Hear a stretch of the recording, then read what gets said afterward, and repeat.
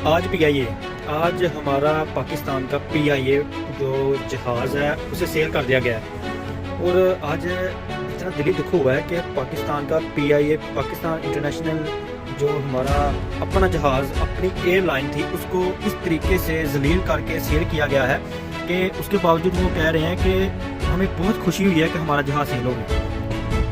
हुकूमत चलाने वालों से एक सवाल ये पूछा था मैंने कि अगर आप इतनी ही अच्छे तरीके से हुकूमत चला रहे हैं, अच्छे तरीके से आप मैनेजमेंट को हर चीज़ को अच्छे तरीके से चला रहे हैं, इस जहाज़ को बेचने के पीछे क्या बड़ी रीज़न थी कि आपको आईएमएफ ने इतना फोर्स किया,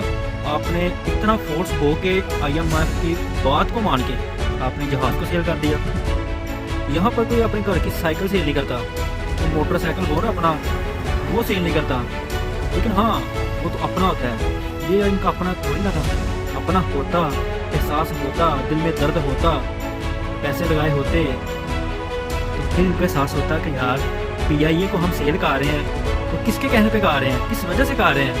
अफसोस दर अफसोस ऐसी हुकूमत पर और ऐसी हुकूमत चलाने वालों पर।